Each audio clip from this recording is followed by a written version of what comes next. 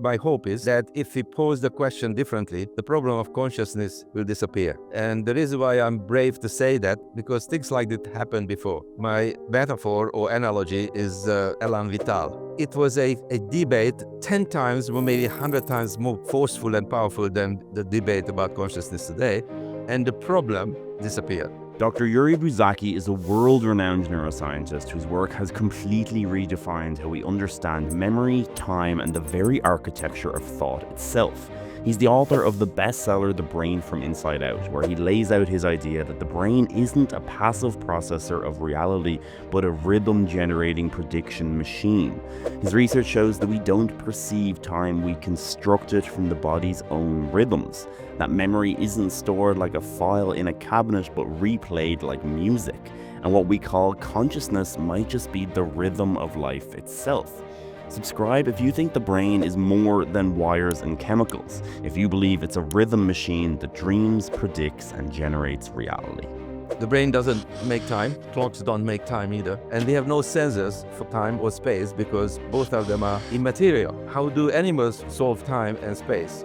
And I said, what else is comparable, and why is subjective time is so distorted from what you call physical or objective time? It has to be also a comparison. So what else is there to compare with? And the answer is rhythms, brain and body rhythms. And the good news is that body rhythms and brain rhythms can be warped. They can be expanded, they can be shortened, and so on, proportional to our subjective feeling. The only reason why our brains are useful is because we live in a world that has recurrences and regularities. And regularities are described by rhythms, oscillations.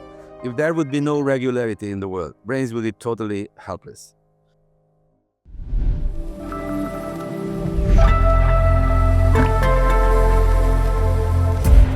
György Buzsáki, for people unfamiliar with you or your work, what's the most important context for the listener to understand all of the incredible things you've done in your scientific mission? What's the most important context for them to get to know you? I leave this for them to decide. An author is never authentic about his or her accomplishments. I would say neural syntax, that is how information is organized in the brain, and of course the hierarchy of brain rhythms come into mind, and how this is connected to many things, including memory, how this is connected to other things such as sleep. I think this is the conglomeration of things that we are working on. Our centerpiece is the hippocampus.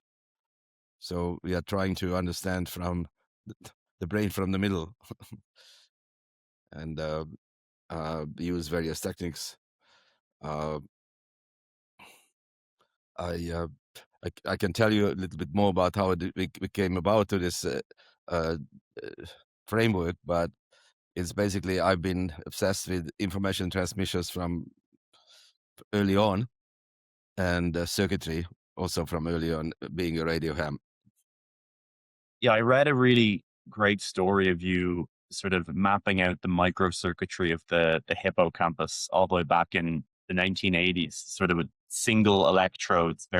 Sounds very painstaking and tedious. Tell that story, because I think that's amazing and kind of provides a very interesting contrast towards where neuroscience was then and where it is now.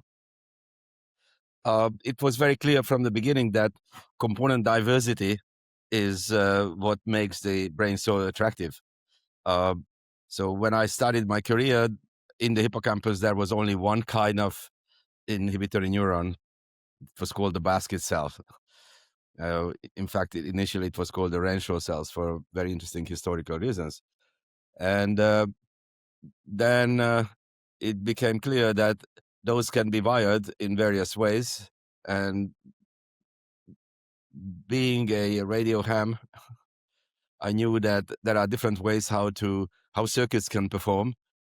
And my first direction was to figure out whether in addition to the homeostatic control that is usually provided by feedback inhibition, we know that living systems have something more, which is called allostasis. And that is a little bit of analogy what happens in radio construction, that you can have a feedforward inhibition. So I have this feedforward inhibition in mind already.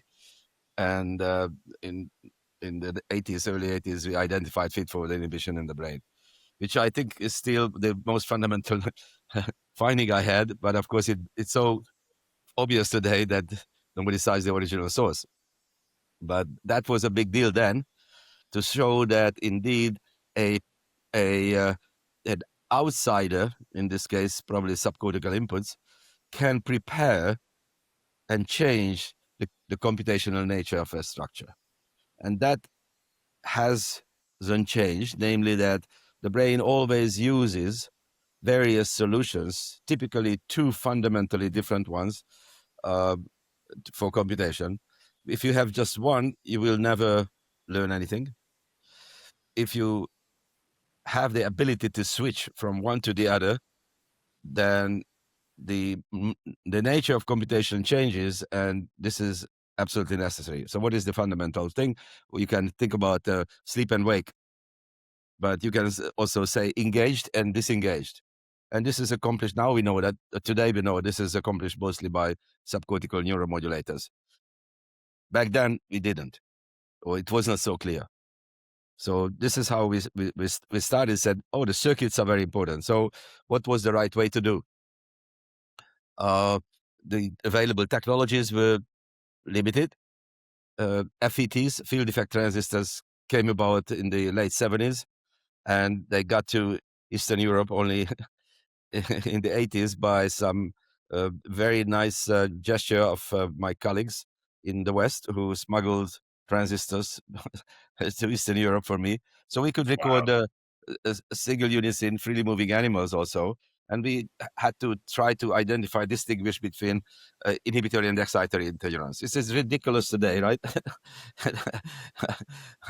how the whole thing started, but the concepts were already there. So what happens over the years is that you have new methods and new methods and new methods, and then try to show those concepts in a much more refined way. But it's just adding a lot more details. When you get how to generate a new concept, this is a totally different matter. So then we started to record and said, okay, now we know which neurons are inhibitory, but the inhibitory neurons are also a little bit different. So I came to the United States first, and then 1979, 80, and I had a good chance of visiting various laboratories, and a couple of places, I don't name them, I was ridiculed with my feedforward inhibition idea, because Sir John Eccles already said there is nothing else but feedback inhibition in the spinal cord and in the brain. But there were perceptive people. One of them was Chuck Ribak in San Diego, in UC Irvine, and Michael Frotscher in Germany, that said, well, there must be a anatomical substrate to this. And in just 2 years, they showed the anatomical substrate for feedforward inhibition. And in the meantime, it turned out that there are many different types of interneurons. And then they just fast forward about 1990s, late 1990s. The field was small, but was big enough that we organized a meeting in San Diego in connection with the SFN meeting on a Mississippi boat. And everybody who mattered, who was interested in inhibition was there. And it seemed that the field has matured already to write a review. So with my good friend Tamás Freund, we ventured into writing something which almost became a book, but we were helped, advised, and assisted by David Amaral, who was the chief editor of Hippocampus. Said, well, don't publish a book. We give you the entire volume of one issue of Hippocampus. So this was unprecedented, that we occupied every single page, 150 pages of a single issue of the Hippocampus, and we wrote that review.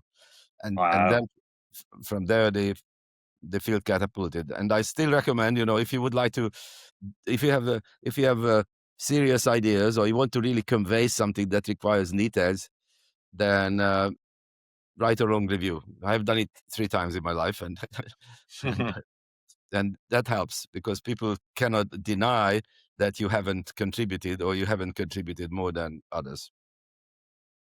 Try to explain the importance of feed-forward inhibition in terms of circuitry and brain function. What exactly does feed-forward inhibition allow a brain to do that it previously we didn't think it could do? In simple terms, you have a thermostat in your home, and it does it's automatically what it does. When the temperature goes up, the heating stops, and the other way around. But in today, you can have your iPhone and said, "Oh, I'm coming home, and I'd like to have a warm apartment when I get home." So you just switch on the on the heating. That's feed forward, right? Because your action is not sensing anything, what's in the room. So it's not based on the room temperature. You just have an expectation what you would like to have uh, uh, yourself. Now, this is the most uh, fundamental thing in living systems, that the brains not only uh, homeostatically control themselves, but plan ahead. And Right. that planning ahead requires some kind of a memory, something that you have to compare with. And that preparedness is useful, such as when you're hibernating. Then when you would like to come out from hibernation, you prepare your organism. Or when you wake up in the morning, you have to prepare your body and the brain that you are waking up. And 15 minutes before you wake up, if you are not waking up to the alarm clock, then corticosteroids increase. And then the level of corticosteroid increases is higher than or as high as in under serious stress. So it's a very interesting thing that the brain and with the help of the brain, the body knows, quote unquote, that now in about 15 minutes, at least in some time, I have better to put all my resources together in a different way than I am in the current state, because those may come handy. So that's the idea of about preparation and feed-forward inhibition. So in the circuitry, it looks like this. You've got a pyramidal cell, it excites an interneuron, and the interneuron comes back to the same neuron that initiated the spiking um, uh, in the interneuron, in the inhibitory cell. But in reality, it's not just like that, but it also has other impacts. It's inhibiting other neurons. So this is called lateral inhibition, which is basically carving out a little niche for those neurons that are active. It increases the signal to noise ratio. So it's a wonderful thing. On the other hand, you can activate interneurons, that is, you produce inhibition or vetoing of the action potentials of the pyramidal cells by a excitatory input coming directly from outside to your interneuron. So if you have of course, circuits are not isolated; they are always working together. There is no upstream and downstream in the brain. It's a very strongly interconnected system. But nevertheless, for conceptually, you can say I've got interneurons. This is my homeostatic control mechanism that are controlling what's happening within the circuitry. But if you would like to change the computational mode of this system, then from outside you can access those interneurons, excite them, and this is called feed-forward inhibition. Very simple. If you're anything like me, then you thought that skin irritation was just a part of shaving. 2 out of 3 men believe this, and it's because it's what these multi-head cartridges do. They're built for flexibility, but that flexing creates uncontrollable movement on the skin, which causes deep damage and irritation. Well, Henson shaving did the science, and you know on this channel we love a good experiment. 59 volunteers shaved one side of their face with a Henson and the other shaved using a multi-blade cartridge. They then used multispectral near-infrared spectroscopy. This is the same imaging tech they use in neuroscience research. Quite shockingly, they found that the multi-blade cartridges that are advertised to us constantly did 50% more skin damage than the Henson blade. Why is this, you ask? Well, the team behind the Henson are literally aerospace engineers. They build parts for the International Space Station and the ExoMars rover. This razor is machined to tolerances of 5/10,000th of an inch. The blade sticks out less than a width of hair. 30-degree fixed angle, no wobble, no flex. When the blade can't vibrate, it can't flex and cause that inflammatory cascade in the skin. It's metal, it has a really premium feel, and honestly, when I use it, I feel like James Bond in that scene where Moneypenny is using the cutthroat razor. Just has a really nice feel to it, as opposed to these garbage plastic ones that I've been using my whole life that are actually causing more damage. Henson are giving Giant Shoulder listeners 100 free blades with your purchase of a razor using the link in the description with the code The Giant Shoulder. Once again, 100 free blades, that's over 2 years worth. Use the link in the description. Now back to the episode. But it's simple, but incredible how big a paradigm shift this really was. So this is really moving from the brain being a passive receiver of information and responding to environmental stimuli to being a generative predictive engine. Is that right? So that feed forward Absolutely. experiment, that result, that's a huge paradigm shift in neuroscience in terms of how the brain really works. Yeah, the paradigm shifts are, sometimes this quick, sometimes very slow. And then, of course, other ideas are also, there's not one single overarching idea typically in any field, physics or neuroscience, that you can pinpoint, oh, this was the moving thing. But indeed, when you are talking about predictive coding and predictive brain today, it started somewhere along these lines. And of course, other people have seen it in a different way. My first book was when it was 2006. My first sentence is that brains are foretelling devices. And I added also one more thing that many people may or may not agree, that their predictive ability comes from the many rhythms they generate, and that's a claim which seems to be catching because it is the rhythmic nature of things that allow prediction. Yes. The only reason why our brains, your brain and my brain, are useful is because we live in a world, the living creatures are embedded in a world that has recurrences and regularities. And regularities are described by rhythms, oscillations. If there would be no regularity in the world, brains would be totally helpless. And so this is we know that whenever you have an oscillation, it's not only a timeline, so to speak, and we can talk about time later, but it's not a line, but it's a undulating things. It has phase, and the phase is extraordinarily informative, because if I know the phase of the moon today, I can tell you the phase of the moon 2 million years from now. Now, the prediction in the brain and biological prediction, of course, is different, but we have effective or useful predictions that happens in the tens to 100 millisecond timescales, for which these rhythms come very handy. Yes. And it just happens that it's also inhibition based. We'll talk a lot about brain-body rhythms because I think they play a really fundamental role in the overarching theme of this conversation. I just love that you made such a paradigm-shifting discovery with equipment that was smuggled across a border because of the restrictions that were placed on that society in that time. I just find that so interesting and just adds so much sort of just incredibleness to the discovery that you were able to kind of overcome those obstacles and literally not having the equipment, but then you found a way to make it happen anyway. In a paradox way, you can say something that many people probably disagree. I agree that technology drives science by and large, but it's mostly patching. The ideas are not independent from technology, but the technology should serve the ideas. And just to mention that if you see the big discoveries in neuroscience, the place cells, the grid cells, and many of the interesting issues, they were discovered by very primitive technologies. Yeah.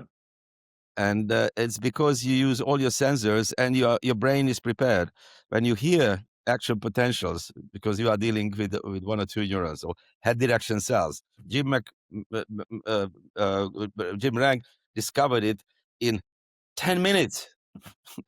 Basically, he put the electrodes in the wrong place in the parasubiculum, and then pre-subiculum. He called it post-subiculum, and neurons behaved in a funny way. But he could just look at the animal, listen to the loudspeaker, and voila, that's what it was. John O'Keefe, same thing. The grid cells were a little bit more complicated, but nevertheless, they had tetrodes. So indeed, maybe you can say that when you have primitive technology, you have more time to think. True, it's a good point. And how long did it take you with your sort of single electrode apparatus to map out the hippocampus? Like, how long were you recording those neurons? I never mapped the hippocampus. Nobody did. I was just looking at small Microcircuitry. Yeah, even the microcircuitry is totally unexplored today. This is a funny Wow. thing that what we call today that we are living in the day of connectons. We are spending millions and millions of dollars, yet we don't understand the microcircuitry that could have been done with brute force, but you cannot get funding, and it's very difficult to assign people for that. So we don't know what is the probability that the CA3 pyramidal cell connects to a CA1 pyramidal cell. We are still debating what is the recurrent connectivity numbers. That is what is the fraction of pyramidal cells that are connected to each other. And naively back then, many of us thought that, oh, yes, brute force is a good way. It is still, because it's probably faster than waiting for the connectome. Sooner or later it will be delivered, but then we don't know what type of neurons are connected. That's an order of magnitude bigger. Now we are talking about 20 to maybe 50 types of interneurons. We would like to know exactly what is the connectivity. Now we know why this is much harder than we thought many years ago. And the reason for that is not only that component diversity is high, but also within the same components, the distribution is log. It's logarithmic. It's wide range, several orders of magnitude. So a synapse can be several hundred folds larger in some synapses than in other places. A axon diameter in the posterior part of the corpus callosum can be 10 micron in a human. It's the size of a cell body, whereas the majority of them are submicron. So this enormous distribution of wealth at every level of connectivity, dynamics is the same, but at least the connectivity illustrates that's not enough to have 50 intracellular reconstructed neuron, because 50 is not representative.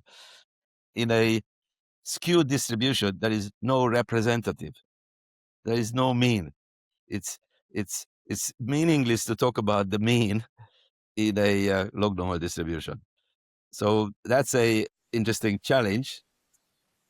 Nevertheless, even the primitive ones to approximately tell me, what is the probability that a CA3 neuron will connect this type of interneurons, and how many pyramidal cells and so on. Or tell you another example, which it bugs me a lot, and I think most people also worry about this, especially modelers, because they are the ones who say, okay, now give me the data, how should I wire up my model? And the idea is that, yes, pyramidal cells are controlled by inhibition. Inhibition or inhibitory neurons are like traffic lights. Traffic lights are coordinating traffic, not at the intersection only, but in a good city. Some sections of New York City are like that everything is coordinated.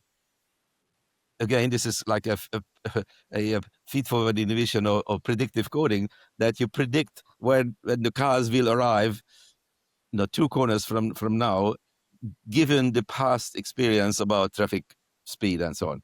So now we know that there are, let's say, just 50 types of interneurons are innervating a pyramidal cell. Is it really right to say that every one of the 300,000 pyramidal cells in the mouse rat hippocampus are innervated by all these 50? No way. What you will find and we do find it that yes, probably every single axon initial segment of a pyramidal cell is innervated by a chandelier cell, all of them. Every pyramidal cell has somatic inhibition, all of them. So the basket cells are there. But there are so many specialized interneurons that are related to different layers. These are the feed-forward inhibitory pathways. It is probably the case that pyramidal cell 1 is innervated by 20 to 30 type of interneurons, and the next door neighbor is invited by a different constellation. You see what I'm saying? Yeah. But now the variability is not only the numbers, but the variations of the numbers. And that gives you an enormous division of labor, because now you can have a different variety of neurons. And the pyramidal cells, they have the different length of the dendrites, and the arborization, the complexity, and all of these things. That gives quite a bit of power to be an individual. Right. In fact, a couple of years ago, we looked at the firing rate distributions, and we made a bold claim that a firing rate of a neuron is a fingerprint. It hardly ever changes. Now, you can do a lot of things, but the continuous firing rate that you can typically measure in 2-3 hours during sleep, which is giving you what is the average. I don't like to use average, but what is the characteristic pattern of this neuron? That remains pretty constant. It is Interesting. like I didn't know that. it is like there are people who are talkative, and there are people who are silent, and everything in between. And you can calibrate an individual, and yes, every now and then you can get engaged, and every neuron, every pyramidal cell can go up to about 60 hertz, 70, 80 hertz, but not much faster typically, but only transiently. Most of the time they don't fire, and many neurons don't fire at all. So when you look at the long-term, so-called disengaged, if you want, state of the neuron, then it has its own firing rate and its characteristic. And that has 3 orders of magnitude distribution everywhere in the forebrain, in the thalamus, in the hippocampus, and everywhere else where we looked at, including not us, a group in Copenhagen. They looked at the spinal cord of the turtle. Same thing. So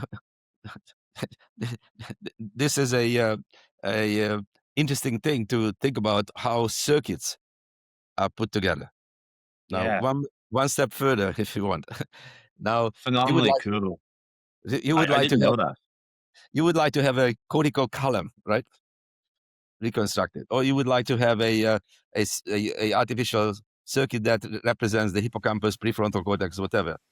Now, if there are so many interneurons, there's so many cell types, then how many neurons do you have to have in the system that everybody will be included with the right proportions? So now they have neurons, let's say long-range interneurons.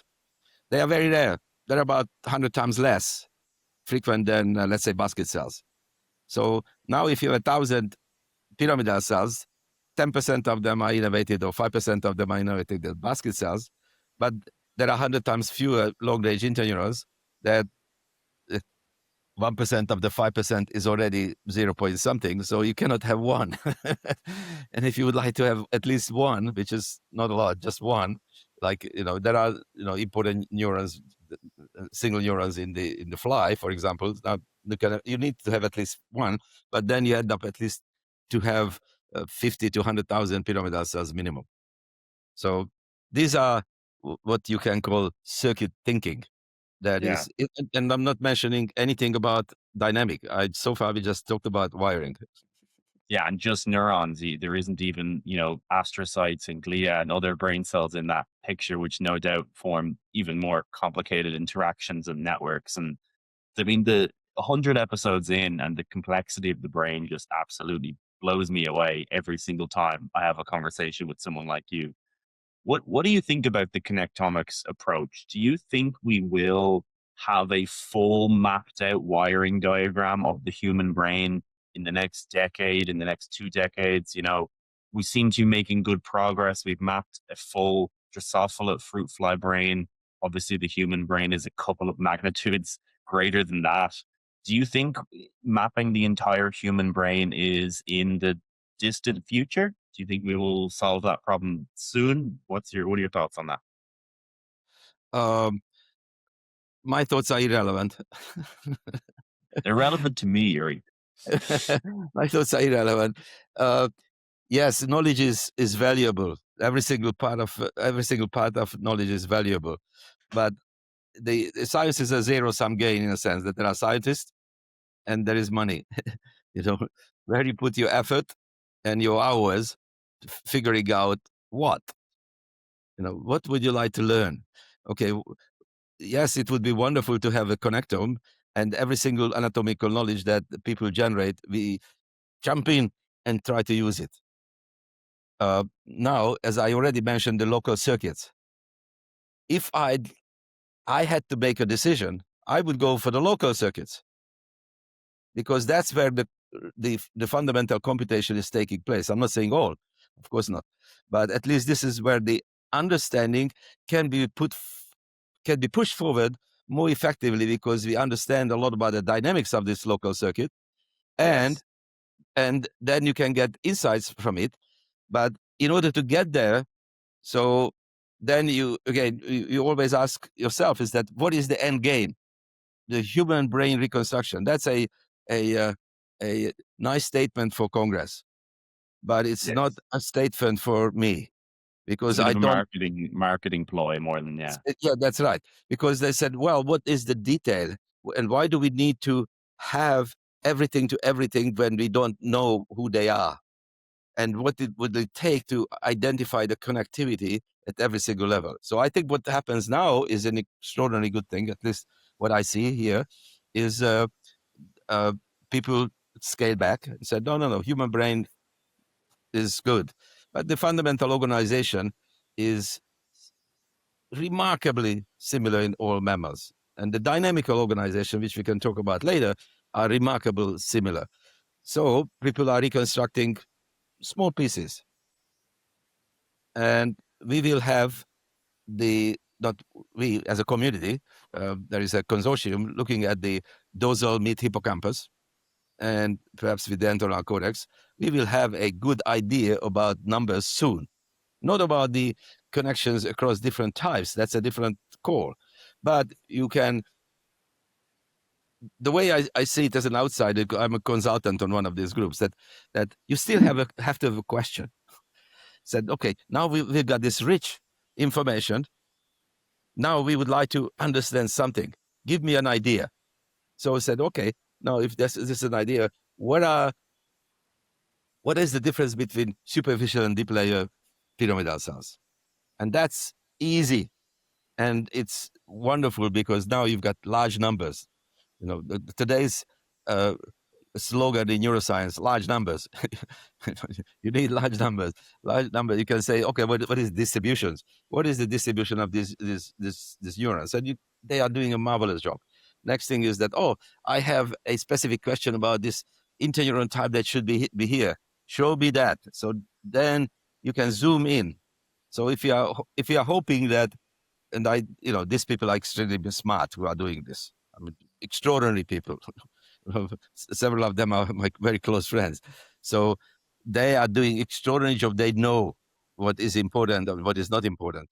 They already realize that it's not such a thing that we wait, and then January 29 or 35, we will give you the connectome. No, we are giving you pieces. There is a progress report. And then what is your next thing that you are interested in? That kind of interactive thing is very useful, and function is based on structure. That's a truth, or truism.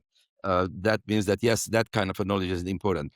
So make the long conversation short and cut it back to just one sentence. And yes, we need it, but we need to do it in a smart way where we Yeah. put our resources and effort which structures, for example. Why is it important? It's important because if you give the connectome to a structure that has enormous accumulated knowledge about its function, about its contribution to the rest of the brain, about disease, about the dynamics, that's where the progress is facilitated more than, let's say, the cauda equina.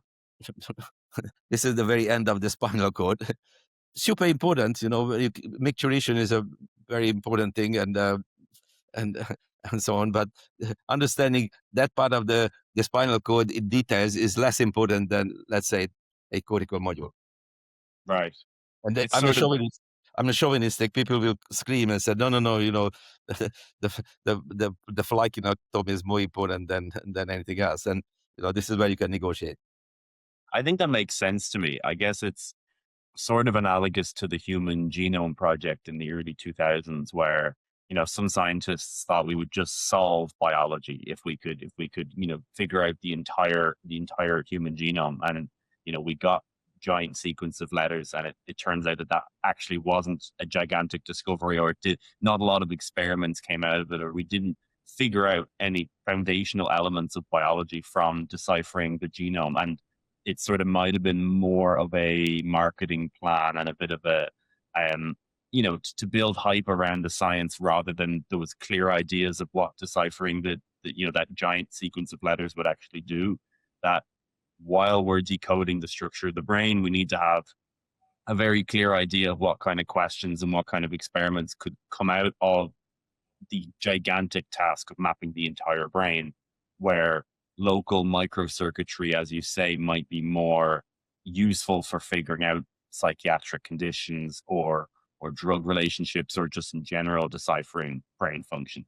Is that sort of your argument? You said that, Evan. Yes, the analogy was very good. There was a lot of expectation from the taxpayers. You will have the human genome. Now you have the human genome. Was it a good investment? Yes, it was a good investment. It was an interesting competition between private sector and NIH. Did it deliver what it promised? That's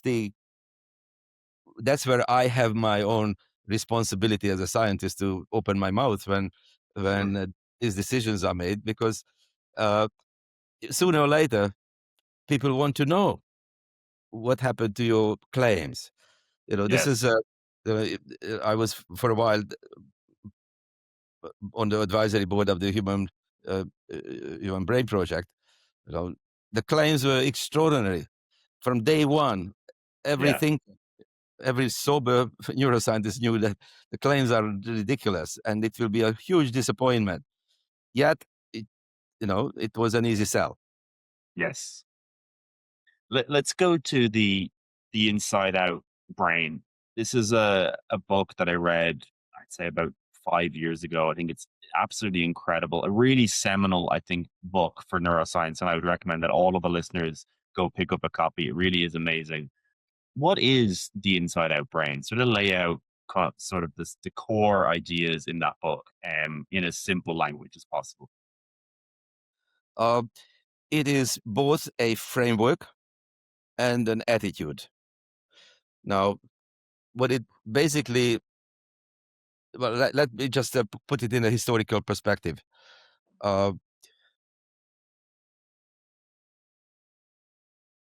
We humans were very much interested in something that we couldn't comprehend, which is typically the spirits, the soul, and these things. And thousands and thousands of years have passed while we were thinking, where is it coming from? And so that kind of an idea persisted, and it is present in many non-European cultures also, that the spirits are coming from somewhere. There must be an order in the world. And this order is organized by some incomprehensible force. And in most places, the solution was a supernatural thing. So the supernatural thing is there to give us the opportunity to learn about the good and bad. And they give us, or he or she give us the ability to perceive and understand how beautifully everything is organized. So we have sensors, and we can see the world, and then we have to make judgments, because eventually our judgments will be judged later on when we die in various ways. And if you have chosen everything good, then you go to one place. If you are like me, then we go to another place. So that's a interesting framework that permeated European thinking and thinking of other cultures as well.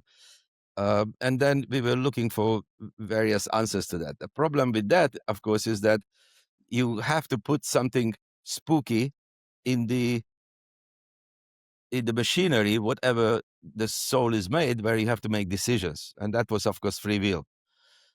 And now this idea about what Christian Judaism produced was a tremendous impact on philosophers, including British empiricists, particularly David Hume, who came up with the idea that the world, we don't have any other source of knowledge except from impressions that are impressed on our sensors.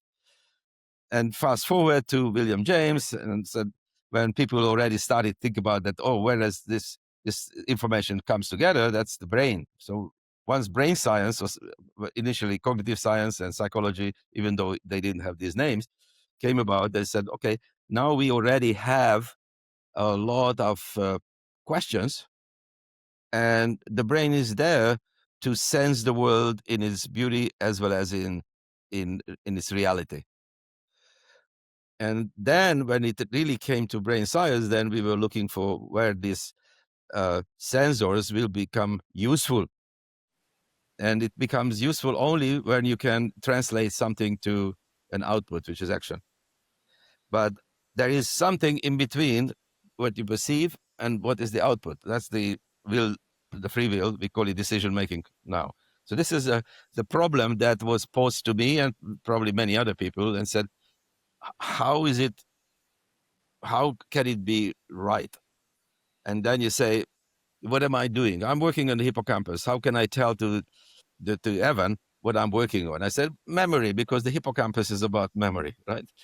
If I work on the amygdala, then I say, oh, emotion. And then we assigned ourselves to fundamentally the different chapters of William James, which codified all these words that previous people concocted and said, these are boundaries in the human thinking.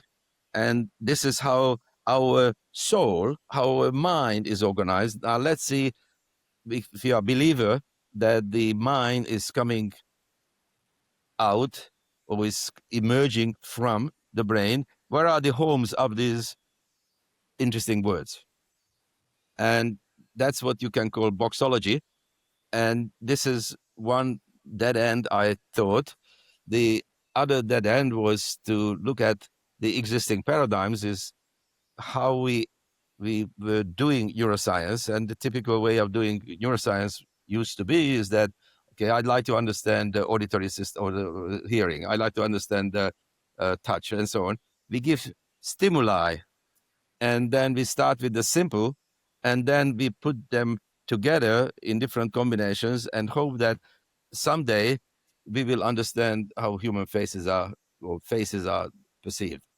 And then you can ask the simple question, is that where are we now? Where we were 20 years ago? What is the progress? And how many more experiments you need to understand, for example, vision?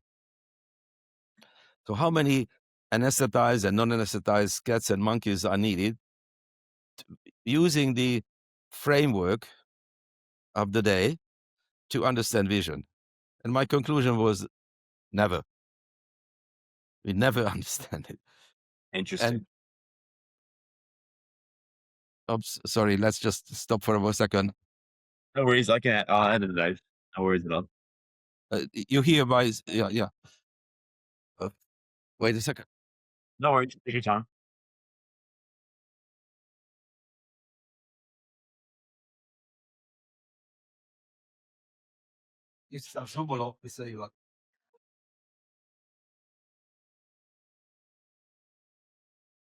And so going back to the problem and simplify it, neurons in my brain can be activated by anything that comes to my retina or to my ear. But those neurons don't see the world. Those neurons can sense only action potentials coming from retinal ganglion cells or from other neurons. In other words, there is no homunculus, there is no little decision maker that said, oh, this is it. And if that is the case, how do we learn anything about the brain? How do neurons in the brain can get a second opinion that what the changes that the sensor sense come from me or come from the world? Right. And you go back and say, oh, who was thinking about these things? And then you can go back to insects and real nice principles, what I call the reafference or corollary discharge. This was, Sperry, an American, and von Holtz and Mittelstadt, they have reafferent, the reafference principle, means the same thing is feed-forward inhibition or feed-forward effect. Namely, that whenever a brain generates an action, it also prepares the sensors in a feed-forward manner that whatever will be there should be congruent with my own actions. It is me. I'm the agent of my own actions. So then you can start thinking about this, that, the interesting thing is that the brain's most important function is to survive. And how do I survive? I can survive with a much higher probability if I move around. I don't need sensors. I can use sensors when I can change my actions. The priority is there. Priority is an action. That if you have no actions, there is no need to perceive anything. There's no utility of seeing the world because you don't see the world. It is just impressions that come in, but they have no utility whatsoever because you cannot change them, you cannot affect them. So given the larger framework, given the structure as well as the functional organization of the brain, that indeed it's not an input-output in the middle conversion structure, but the output has a feedback. It has a corollary back to every part of the brain, and that's very important, is a fundamentally different view of the brain. Yeah. So when you have a saccade eye movement, a saccadic eye movement, half of the brain in a primate like us will be affected transiently. There is a big, enormous gain that sweeps through the entire visual system and beyond. So that's a very interesting thing. And then you may see a lot of papers in sensory areas, especially in vision, that visual researchers were mesmerized. They were shocked to say, my God, in V1, neurons respond to motion and running. And then, a barrage of papers come out in Science and various journals saying, wow, we have large-scale recordings, and what we find is that everything changes all the time, even when there is an optokinetic nystagmus or when the animal is running, or we can read out the face movements from anywhere, and it's a wide brain or brain-wide activity and so on. Yes, of course, because there is always a return envelope, and that it has to be sent everywhere else. The goal of not the goal, but the nature of computation in the brain is such that everything that is locally computed is globally broadcasted. Further, that the local computation is always, or almost always, under global control. So this is local global interaction is what we are seeing with large-scale recording today.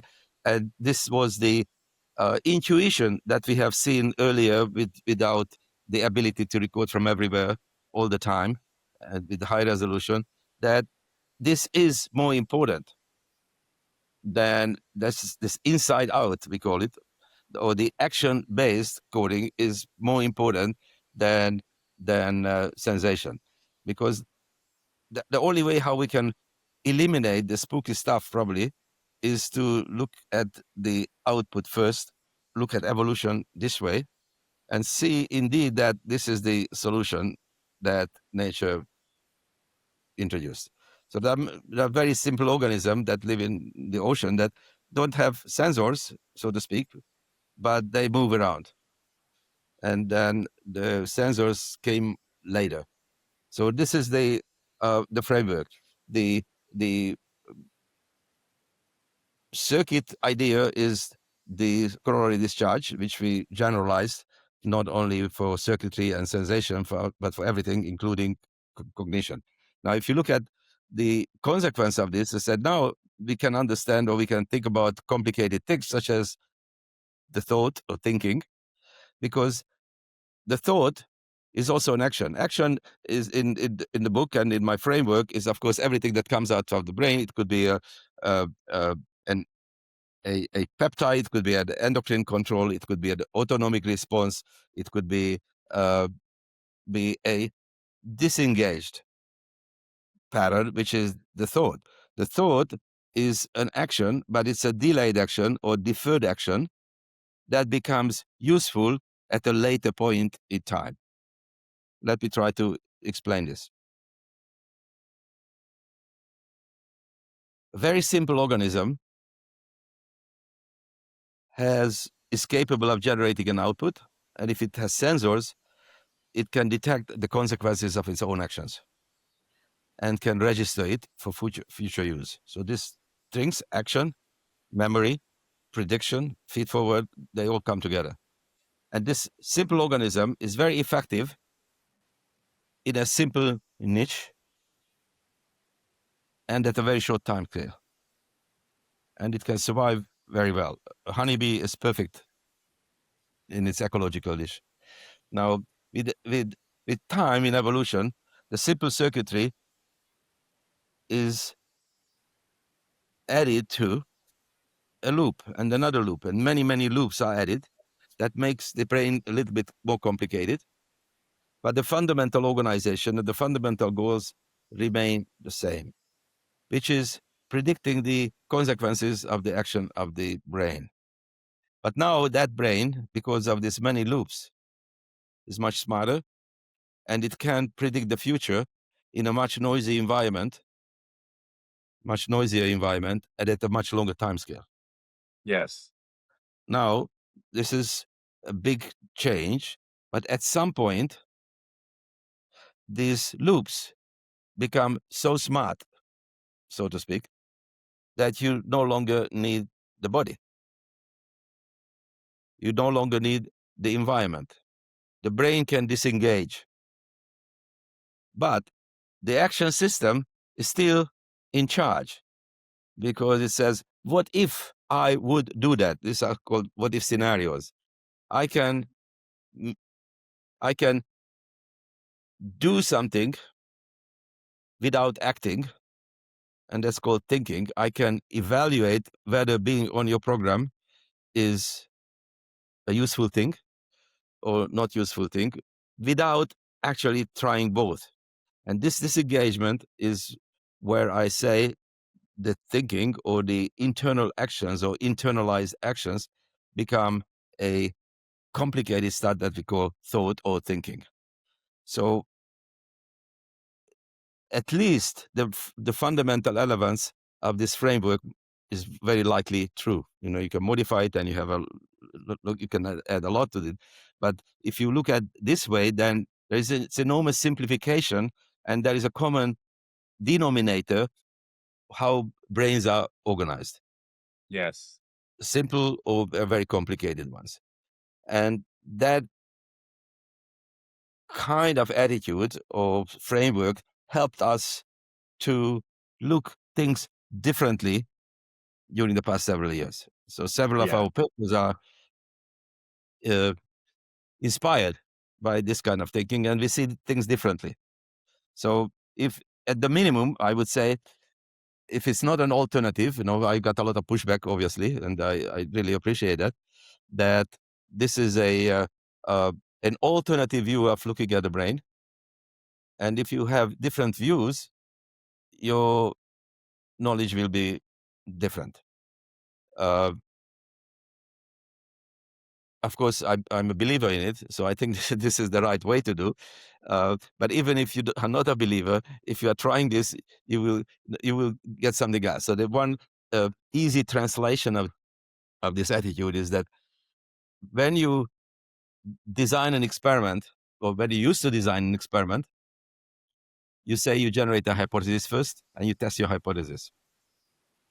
That's not good, because you always show and prove your hypothesis. The right design is you from the beginning, I test my hypothesis and your hypothesis, preferably with somebody else's hypothesis. So several hypotheses are tested and confronted in the same experimental design. It requires a lot of controls and so on, but it is worth the effort. And last year we had a paper in Nature where we were so happy to get away with the last paragraph that concluded that we could exclude this, we could exclude this, we could exclude this. And then we ended up with a sentence saying, the hippocampus, and perhaps by extension the brain, is not a device that is reflecting or echoing or mirroring the external world, because the external world, the world is very complicated. We just get snippets of it. But this is a brain that has its own dynamic, that is capable of guiding the organism to learn how to survive in this particular environment. Yes. So this is the inside-out thinking, that no matter how complicated the human brain looks like, and no matter how much chauvinism that we have about us, we have a limited apparatus that allow us to see the world and helping us to navigate in that world without claiming that we know everything about it and we sense everything. And that, the three-dimensional world is the real one, and that is the reason why we have place cells, grid cells, time cells, and so on. No, it's the other way around. The consequence of all these concepts and the way how we see the world is the inevitable consequence of brain organization. Yeah. Really well said. I love it. And I'm obviously a big believer in this train of neuroscience as well. And many guests that I've had on the podcast, like Anil Seth, Carl Friston, are clearly, big scientists in this field as well. An example I love that I think is really simple. It's a funny thing that you say that, because we were together on a malfunctioning broadcast with Carl Friston. And, we have actually written one paper together, but the idea too. But the interesting thing is that we see the same thing. Yeah. I think we say the same thing. And I think Carl agrees with that. It's just the language, vocabulary is different. So what is different?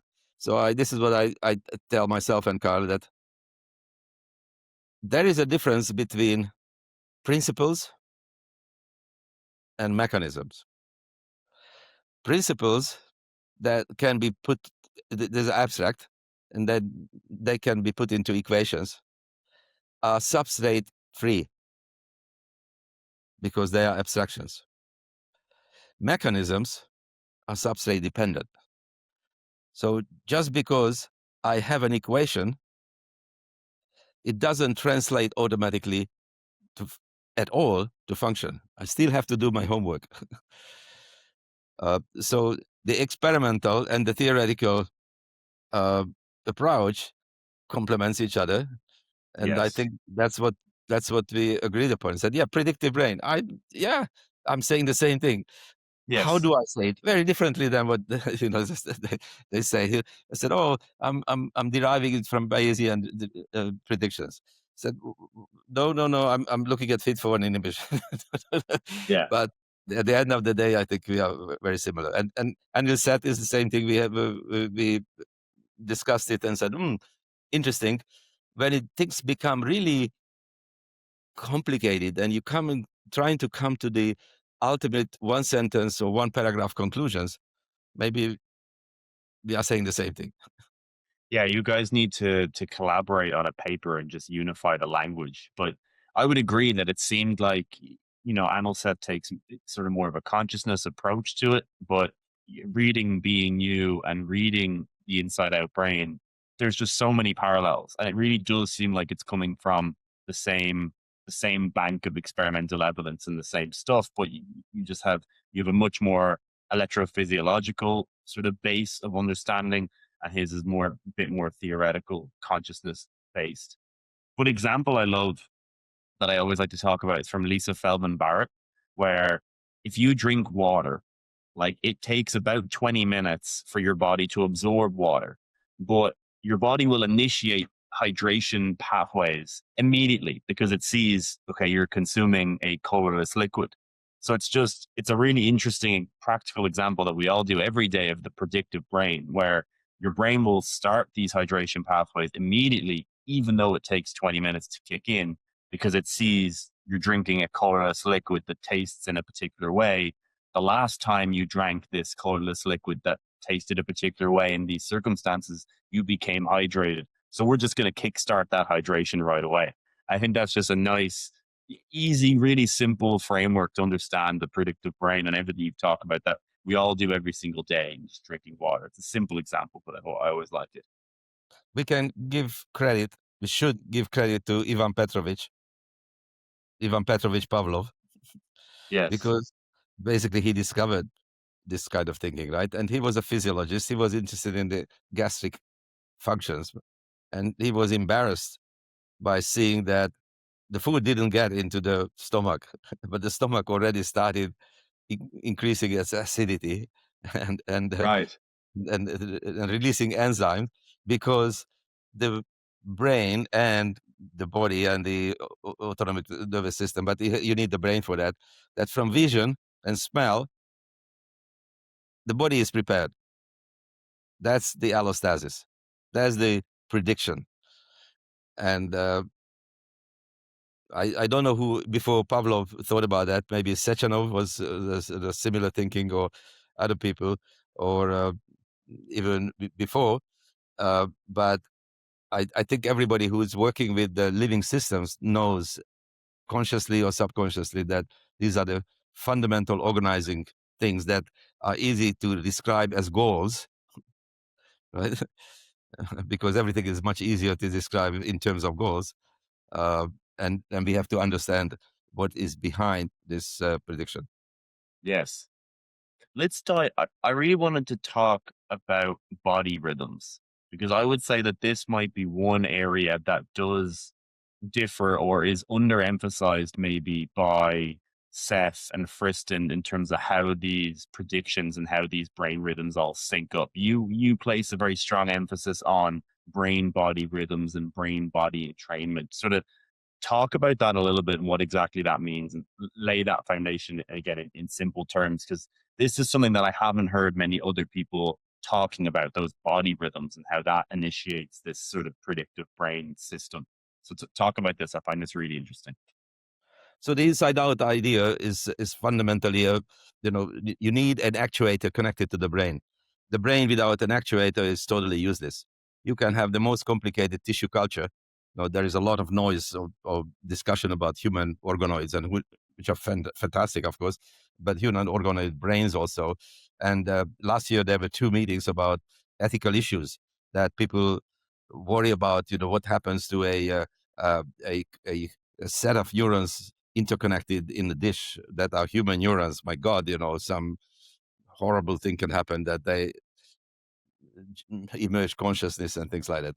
It's Right. all crazy idea, because without an actuator, the brain is useless. It doesn't think, it doesn't feel, it doesn't have pain, anything. So you need an actuator, and you need a robot for an AI, if you want, without which there is no loop, there is no system. So now the body is important, but people who cognitive science already talked about embodiment, and that was very effective for a long time. Uh, People talked about affordances. That's also a very important part of cognitive science, but it didn't really penetrate neuroscience until recently. I have listed a whole many reasons for that.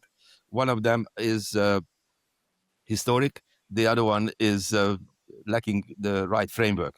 So the historic part is that people in the 1970s, 80s were doing evoked responses in humans or anything that EEG in humans. They knew that you can read out a lot of the changes and you can predict what's going to happen in the brain by looking at your galvanic skin reflex. That is the resistance or conductance of the tissue, because that's reading out your your autonomic nervous system activity or the blood flow. People knew that heart rates are important when it's an emotional task and so on. We knew that it was important. But what happened practically is fMRI was introduced. And fMRI comes with constraints, at least initially. So people who were interested in the brain, they and previously we were recording all these peripheral sensors or peripheral parameters. They were excused not to do it anymore because fMRI didn't allow it. So this whole field was kind of forgotten. Now it comes back due to technology, because now it's possible. You can have so many things to measure. For me, it came back in a different way, which is I was looking at how the brain rhythms, the various brain rhythms, can interact with each other and how they form a system. And, not so long ago, people were ridiculing workers on brain rhythm because they were not very useful. Every single time the human brain is thinking, doing something, then there is no rhythm. It was desynchronized EEG. Rhythms occurred only in epilepsy and during sleep. Therefore, they were not important. Now, but if you are thinking about information transfer, information messages, in every system where information is transmitted, they have to have a communication agreement. There is no information in the sender. There's nothing in my world. There's no information outside the world. Information becomes information when it's interpreted. So there must be a agreement between the sender and the receiver, and this is called the cipher. Without the cipher, you can never break a code, never. So what is the cipher in the brain? And the answer is there are packaging, because when I learned the Morse code, I learned that the most difficult thing in learning the Morse code is learning where the stop signals are. Where is the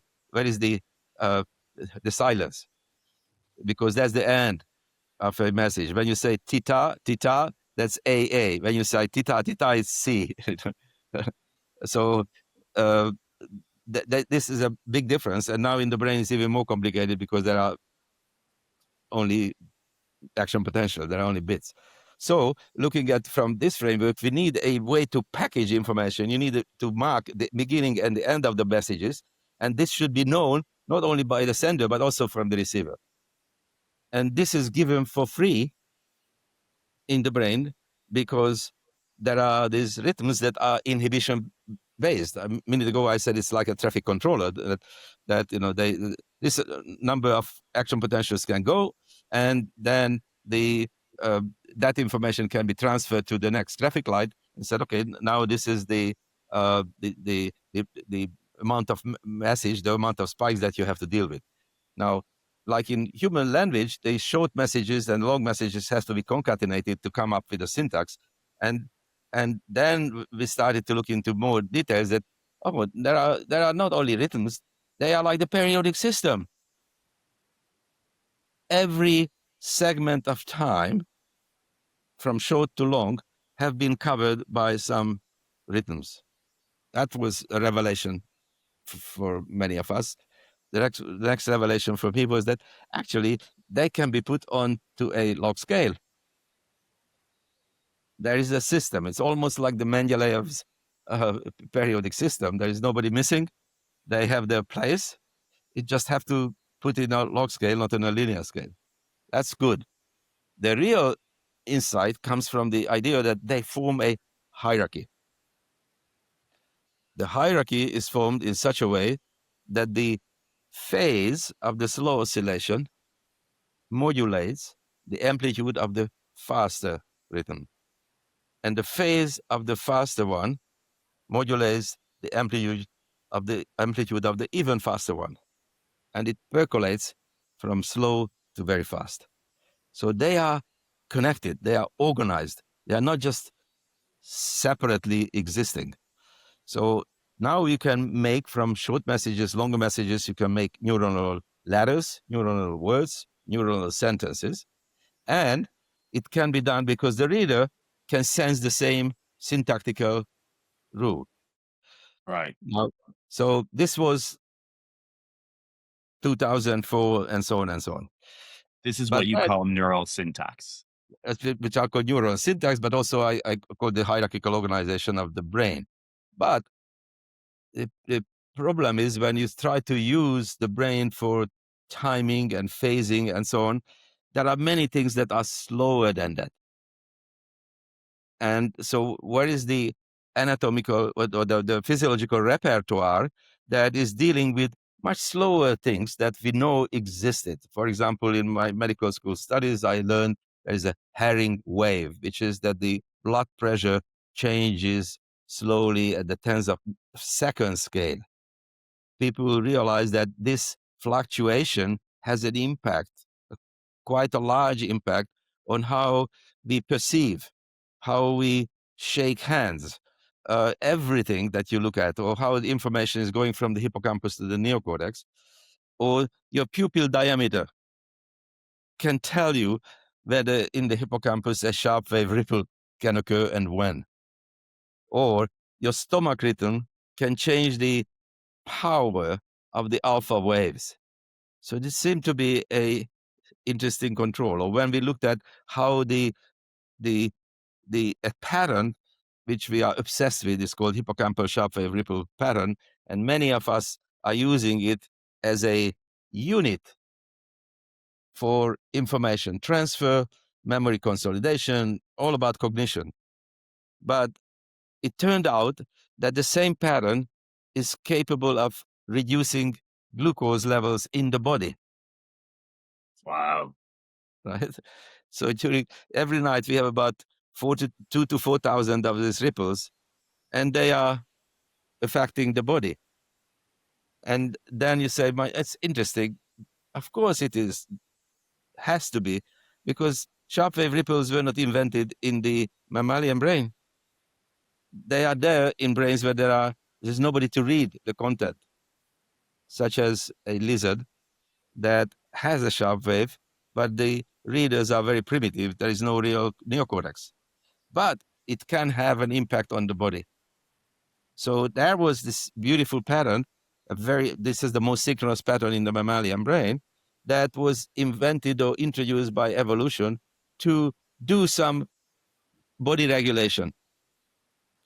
But later on, it was accepted the same neurons, the same neurons that are discharging together synchronously and have an impact on probably growth hormones and on glucose levels. They are also used for very complicated things such as transmitting the learned information to the neocortex. So it's a beautiful example how utility or reusing patterns that already existed can be used for something else. Now, from the other side, you can also see that, if you look at the hippocampus, that's interesting. The hippocampus is a sausage or banana, depending whether you're a vegetarian or meat eater, that is suspended in the ventricles deliberately because it is washed all the time by the CSF. So a lot of stuff that is circulating in the body can have an impact on the neurons at a time scale that we are not studying.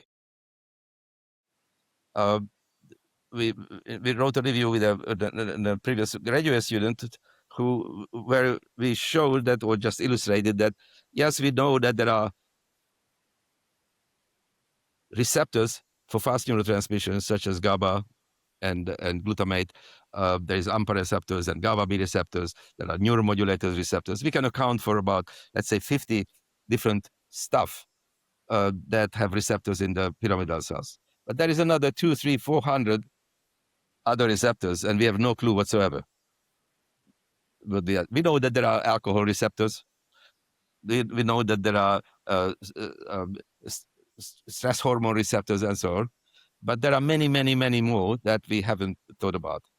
And now we see this enormous change. So just to put it in the right perspective, when I see a change in my brain or in your brain when we have this discussion, then the deviations are tiny. Overall, the firing rates are changing probably almost nothing.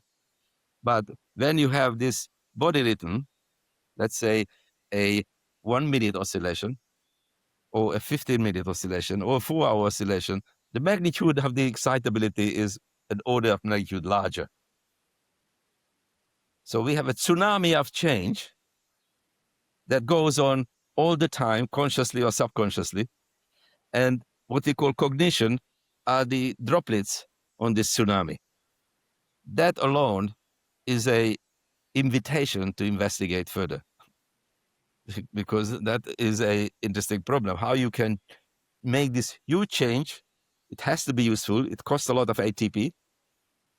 Yet when we are talking about cognition, it's just a tiny little, very important, but magnitude-wise, it's a small change. So this is the kind of thinking that you said, okay, now when we think about the brain-body rhythms, is it also true that we can expand the previous rule about the brain oscillators? And yes, we can. We can go and put all the other body rhythms on the same log scale, and we expand the Mendeleev system all the way to 24 hours and beyond. So if you can think about, this is a log, this is a natural logarithmic scale. You go from the fastest oscillation, which is the ripple, let's say 100 and 200 hertz or 200 hertz and beyond. And you go back and every single brain rhythm is lining somewhere. And then you go to a 10-second oscillation, 0.1 hertz, which is the bold signal for the fMRI people. And then you go further. This is a 1 minute rhythm. This is called infraslow. I used to call it, when we have seen it first time, we called it ultraslow, but now it's called infraslow. And this has different names, but let me pause here with the infraslow because it's interesting. That's one of the rhythms that is present both in the brain and in the body. If you take a little piece of the gut, it has this autonomous activity at 1 minute. If you take a isolated cortical area, that can also do that. So it's not that the brain drives the body drives the brain. In this case, it's both. But let me make a laundry list here. Your pupil diameter changes at 1 minute scale. The heart rate changes at 1 minute scale. Your respiration changes at heart minute scale. Your stomach movements also change. Everything in the brain is driven by this 1 minute change. All the subcortical neuromodulators have this fluctuation, and they form a incredible interaction which is common in the body and the brain. Fascinating. So interesting. Really well explained. I love this. This is so cool. One more thing. Please. It took us also to recognize that when you go to sleep, people have recognized long time ago microarousals. And we find that microarousals are exactly this. Every 1 minute, there is a microarousal. It's just not manifested in humans so regularly. But if you go to the thalamus and decode from the thalamus, it's like a clock. And if you look at the neuromodulators, it's there. So what we called by different names, these things have been called by different names. Now it's coming together as a brain-body rhythm. And I'm very happy that, wherever meeting I go, everybody is now at least talking about how the body is the substance, because this is the actuator of the output of the brain, without which the brain is useless, uh, that allows to form a system. And this system, without the world, is working day and night. It is calibrating your timing, everything that you have, even though you are not aware of it. Yeah, it's so well explained. I find this brain body connection so interesting. I remember studying neuroscience in college, and I remember constantly having the thought, like, are we not excluding the body here? Like, we're focusing so much on brain function and brain scans and taking, correlational brain data from stimulus. And I remember just thinking so much, well, it's like the brain is connected to the rest of the body. Surely we can't just lob off this giant part of the system and sort of expect to understand it in isolation. It seems to even today, still in neuroscience, there is a bit of a pattern in excluding or privileging the brain and not trying to understand the brain body system as this dynamic, reciprocal, back and forth, holistic system. Why do you think that is? Why is the body excluded? Is it because the technology that we've developed is good at recording signals from the brain? We don't have sort of the technology to be able to scan both the brain and body at the same time and try to understand the system as one big, large, important, interacting, dynamical system. What is it exactly? Because it's always seemed apparent to me that we don't place enough emphasis on the brain or on the body, I should say. Well, my answer is obviously uh, the inside out versus outside in. As long as you are thinking about the outside in framework, you are there, then you don't need a body. The True. body is a auxiliary, because the decisions are made as a synthesis of the evidence accumulation, we call it. The evidence accumulation is sensory evidence, and even before this framework became popular, the thinking was pretty much the same. This is one major thing, that from the outside in framework, it's not only it's not needed. Sleep is not needed. They don't talk about sleep either. It's not only that the body is neglected. Uh, the other one, this is connected to it, which comes from the frameworks and people who are cultivating that, is that if you look at the Kendall book, which is the Bible of graduate students, you probably had to study it from that as well. There's I not a remember it single well. There was no single chapter about brain-body interactions. You can say that, Yeah, the brain is affecting the blood pressure, and maybe there is a sentence that the brain and the the hormones also affect the brain, but that's a short paragraph. So we have generations of people who were raised up on automatically, in a biased way, neglecting or forgetting about that the brain cannot live in isolation. But there are always people like you. I had many students in my class who exactly asked the same question many years ago, who said, "Well, wait a second, how is it that I feel my respiration, I feel my stomach when I fail the exam?" right. and so subconsciously it has been there, but it has been never connected back. I think it came the there was a separate avenue. Let's start with the Uck school, the German Uck school, who said that the organisms not only live in an environment, but they change the environment. And then Gibson came with the affordances idea that indeed the parameter space is not ultimate, not infinite, but in fact the environment constraints what we have. Now I just put it upside down and said, no, the constraints are in the brain.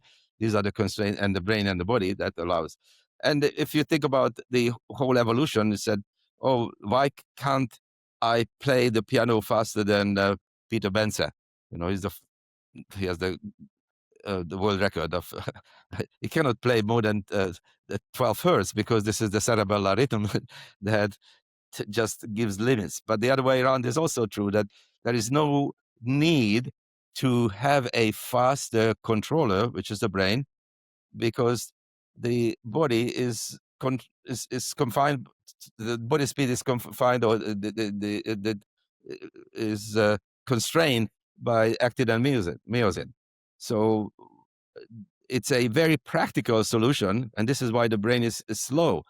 But again, if you look at the history of all of this, the separation of this, that people who were interested in the mind, such as the famous discussion by Dubois-Reymond, a French physiologist, who famously said that the speed of thinking is unmeasurable and it's likely faster than the speed of light.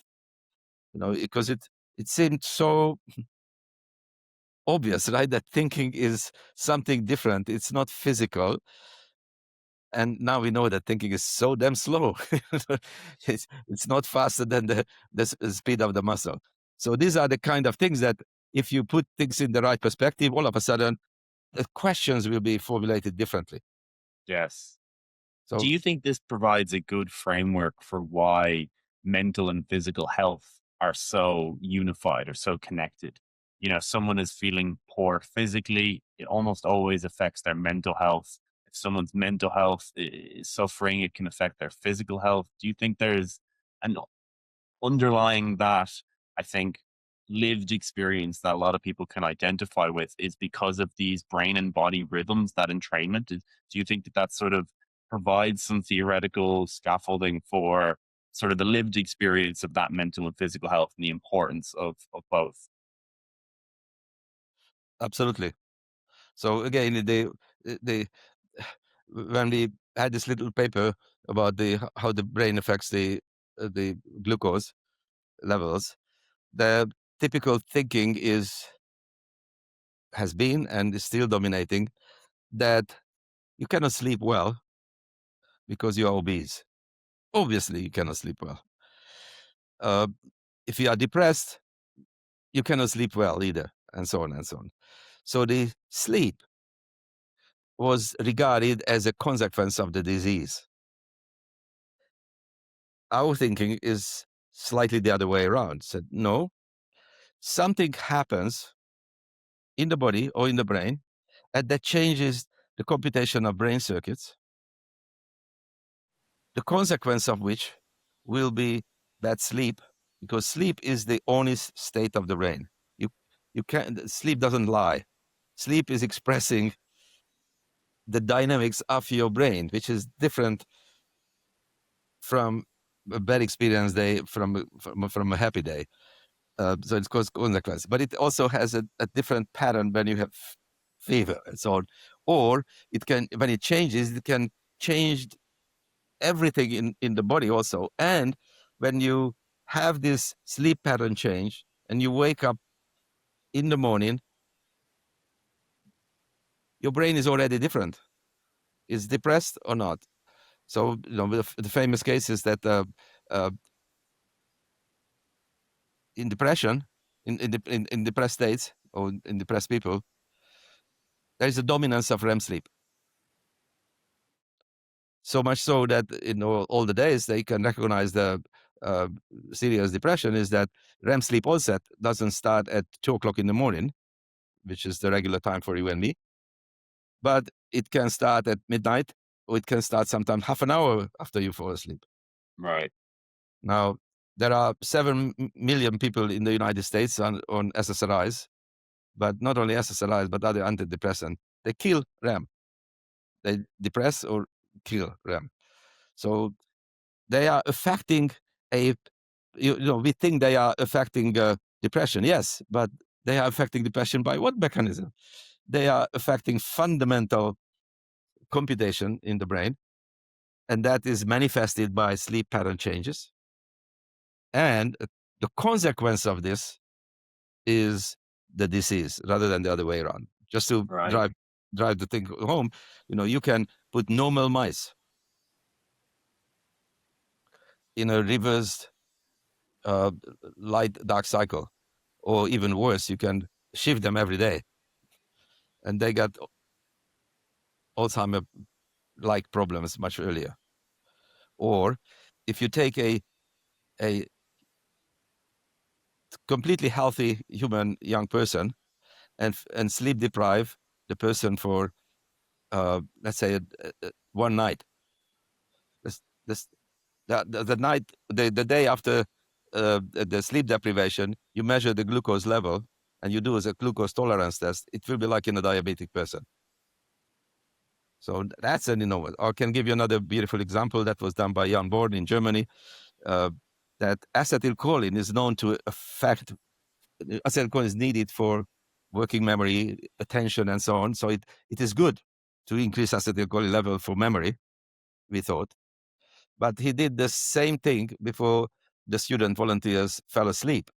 And the same drug given before you fall asleep was totally detrimental next day when they woke up, because they killed sharp wave ripples. So Right. a drug that is affecting the brain during the day and the body has a diametrically opposite effect in this case. If you are looking at, just going back to your original question, if you're looking at any model of schizophrenia, any model of depression, any model of Alzheimer's disease, they all have altered sharp wave ripples. In other words, it's inevitable that the brain dynamic changes in every single psychiatric disease, every one of them. And that can be read out. And that can be read out in a way that it can even be used to monitor drug effects or electrocutically effects or whatever. And this is what smart people are doing now with deep brain stimulation. They are not relying only or exclusively on the feedback from the family and from the subjective reports, but also looking at how it changes the different constellation of brain rhythms. So indeed, the this hierarchy is there, that is sensitive. And if you want to make a list, again, it's very primitive, but you can make a list of things to say, oh, there are different diseases and which frequencies and so on are affected mostly. Of course, the whole hierarchy is affected, but people are talking about depression. They said, oh, the beta power, which is sigma power, basically the sleep spindle power increases in depressed people. Same pattern increases in Parkinson in patients, but in a different part of the brain, in the basal ganglia and so on. So these internal patterns that are now readable become very useful, not only for basic neuroscience, but also clinical neuroscience. Yes, I didn't know that they could be useful diagnostically. Do you think in the future, once we really refine these signals and patterns, that it could be an early signal for diagnosing these different conditions, the brain-body rhythms and patterns? Yes, two comments. One is that we already know, at least neurologists know, that if you go to see your neurologist or your general practitioner and say, oh, last night I had an episode, I beat up my wife in the middle of the night, or I had a sleepwalking. Then 20 years ago, people say, oh, that's interesting, go home. But now they will tell you that that's not good. It's predicting that with a high reliability that in 10, 20 years, you will have a degenerative disease. And the reason for that, likely reason for that, I cannot prove it to you right away, but the sleep is a interesting symphony, and it's a metastable state. For example, from non-REM, you can go to REM, you can go to waking, or you can go to microarousal. So it's a trifurcation problem, or you can stay in REM. So there are 4 ways to choose from. And that is controlled fundamentally by the brainstem. It's a very simple circuitry where if a few neurons die, it's a lot of loss. Whereas my cortex has enormous reserves. So when the losses occur in my cortex, a lot of neurons have to be lost. So the degeneration is not starting here or there, but degeneration can have a different impact on dynamics that are metastable, that easy to change, versus other things that are more robust. So this is one good example that indeed we can look at it. Now, why is it not looked at? Why EEG or MEG is not looked at carefully? The answer is pretty simple, I would say. It's very expensive. Right. Very expensive. Hospitalizing people and looking at EEG is one thing that's affordable, but then you need very high level analysis to get to the bottom of the problem. Uh, when we would like to figure out from recording from your brain, for example, which aspect of our conversation will be remembered tomorrow, is doable. But it will take weeks and months of my group or people who are experts in it to figure it out. So it's a very complicated high-level thing. So in the people who are so-called EEG specialists in the clinic, they are there to look at sleep staging. They look at one page and they make a judgment for that one page. They never report about microarousals and so on. So that's a complicated thing. Now, with enough computation is coming back, yes, it will be probably more popular.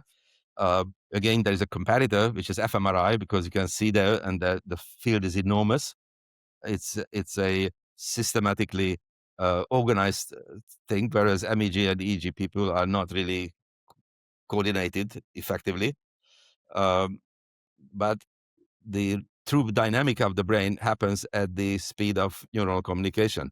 So if you would like to understand how neural communication is altered, you need method that has the right resolution in time. Right.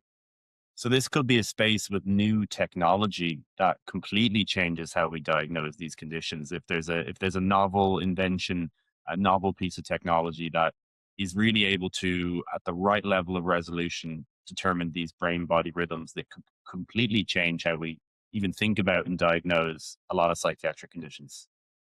Well, the brains generate electromagnetic waves, so the technology will be nothing else, just electromagnetic detection, which we have with EEG, with lots of artifacts, lots of complication. Just putting it a head cap is complicated enough. MEG requires almost the same as fMRI to relatively fixed head, pretty expensive, and so on. So these are the technical problems. Can it be cheaper? Can it be simplified? Yes, you have to put in the right technology and the data analysis. Everything comes down to data analysis. How effective, how quickly it can Right. come down to an interpretable dimensional reduction. This is the theme of today's neuroscience: dimensional reduction. And has been in the medical business for thousands of years. A diagnosis is the dimensional reduction. How do you come down to one thing, which is the diagnosis? And so how do you come down from looking at complicated brain patterns to say, this is schizophrenia? This is, it's relatively easy to separate a diseased or mentally altered brain from a normal one. But within that realm, the inside out approach or the outside in approach, the problem of the outside in approach are haunting you right away. Because if you would like to have an entertained read, it's called DSM-6 or DSM-5 now. That DSM-4 is also entertaining. That there are these diagnoses. These are dimensionally reduced entities, and we call them different diseases, but the boundaries are made up. Yes. The psychiatrists don't treat diseases; they treat symptoms that are they don't have those boundaries. So it's no wonder that you cannot have a single number. It's an A, B, C, D, E, and A corresponds to depression, B, OCD, and so on and so on. That has to be rethought from the inside out again. That what are the boundaries, the natural or brain-based boundaries of this altered brain state that we call by different names? Yes. I really want to touch on memory with this inside out brain approach and brain body rhythms. What is a memory? If we link in everything that we've been talking about for the last 90 minutes with brain body rhythms, what is a memory? in that context? Uh, we don't have a good consensus for the following reason. Yes. Memory was very simple until let's say until the 2000s, because we said anything that is plasticity is called memory. Anything that changes can be called memory. But that again is a very abstract thing, and it doesn't help a practicing neuroscientist to do the experiments, because say which type of memory. So when I'm thinking about skill memory, how to ride a bicycle or how to learn the tango, that requires repetition. It's solved in different ways, and you need the cerebellum, which is a structure that learns on repetition from what we call declarative memory. So what the lay people talk about memories, we always talk about declarative memories. Now, that's already a dead end to me, because declarative means, this is again beautifully exemplifies the outside-in approach, that we made a definition and we agreed upon, and we have to search for their home in the brain. That memories, declarative memories, are the ones that I can declare to you consciously. It's language-based.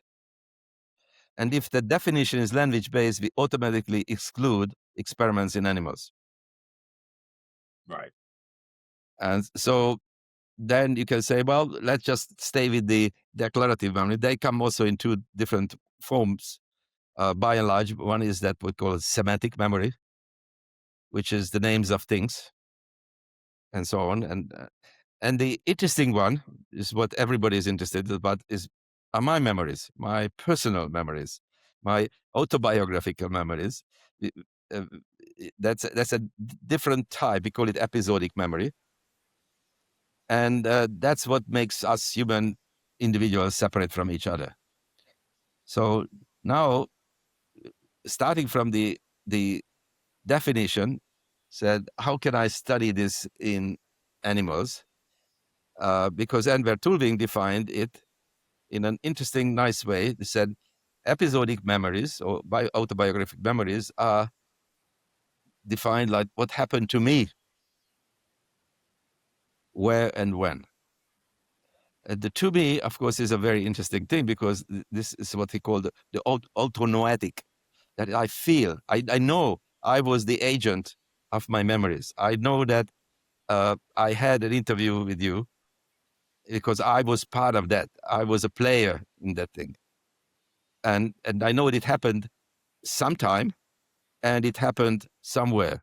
I remember it was in Zoom. You were in Barcelona, I'm in New York, and so on. These are the details. But what makes it difficult is that where do you look for for memories in the brain, and how? Right.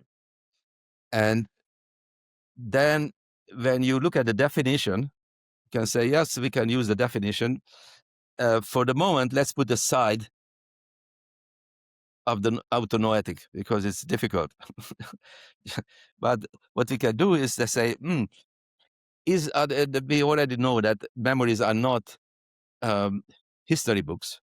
They are not every single episode is described in a way, but they are much efficiently coded in the brain. And what is the efficient code? The efficient code would be to break it into three components. What happened, that's the what, where, that's another thing, and when. In other words, you have three axes, and you can break down each episodic or each episodes into these three components, store it separately, and when it comes to recall, you multiply by the marginals, and you get back the original memory. This is 1,000-fold, at least 1,000-fold more effective than assigning and describing every event the way it happened, like as I said in the textbooks. So this became a framework. We had a roadmap. this is what you have to do. The hippocampus was already a suspicious structure about being a central part for the memory. And of course, it's an interesting thing that in rodent literature, it was all about spatial navigation. In human, it was all about memory. And then we had to bring together these two fields, because it's not obvious for a layman person that why does navigation have anything to do to do with memory. But if you think about navigation as a mental navigation, that I'm traveling back to the past and traveling into the future, and then things become a little bit easier. But let's go back to the three axes. So now people said, okay, wonderful.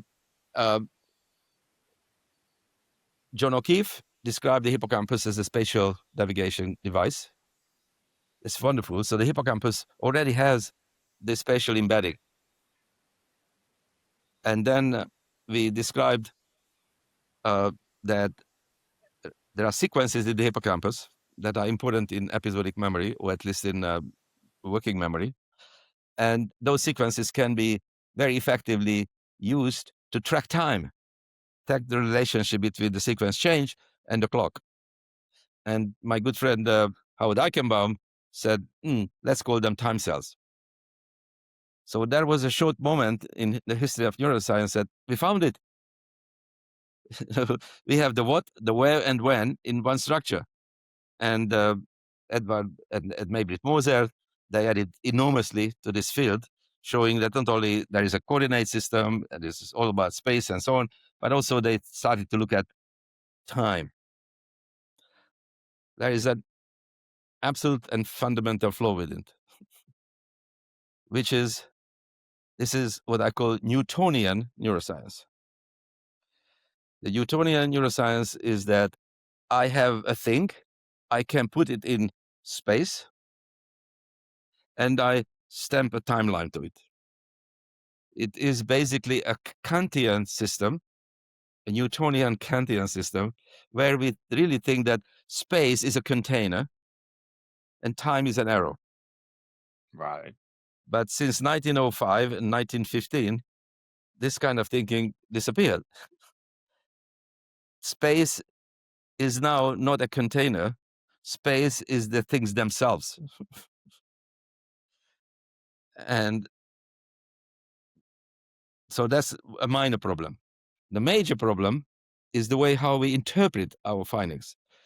So when we discovered, and what Howard says, time cells, or time evolution cells, basically what it is that the animal is running in a running wheel for 15 seconds or 20 seconds, but is required to remember where it came from and where it's going. So it has to have a plan, but the plan is based on the past. So the memory, without the past, there is no future. So it has to have a trajectory that starts at the time when the animal is reinforced and said, now I have a plan. I was reinforced here. I have to go to the opposite side of the maze. And from then on, that knowledge has to be tracked until you reach and verify your plan. So that's good. The plan is the what. But from that same trajectory, I could read out how many centimeters or meters the animal was traveling. From the same trajectory, I can also read out how many seconds have passed. So we have one readout, one neuronal change, one type of neuronal change. And I interpreted the what, you interpreted the when, and somebody interprets the distance. So we didn't solve the problem. We pretended that we have identified what is impossible to identify, which is we found space and time in the brain. Right. And that takes us to a more complicated territory. This is why I spent quite a bit of time thinking about space and time and how they relate to various things. And in a nutshell, the current conclusion is the brain doesn't make time. Clocks don't make time either. And we have no sensors for time or space because both of them are immaterial, right? They are immaterial. Therefore, we cannot have anything. The way I know is that the moon is further away than the tree that is covering part of the moon, from my point of view, is I start walking. Only through actions I can understand the difference, and I can understand size, I can understand distance. So what is time is a abstraction of change in physics. It's a comparison between something and units that are made up by humans. You know, we made the ruler and we made the clock. Science begins, we say, when we can measure something.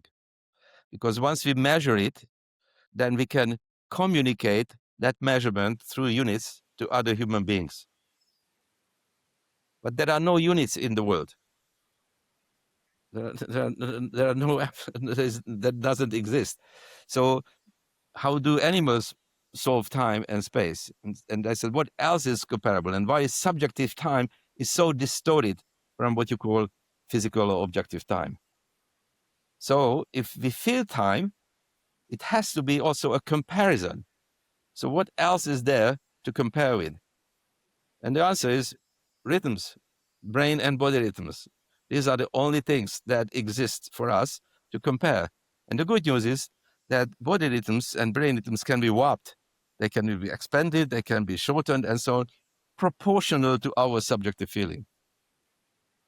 So our subjective feeling of hunger is time. It's a change. Time is an abstraction of that change that we feel. Is due to this body thing that otherwise is not there.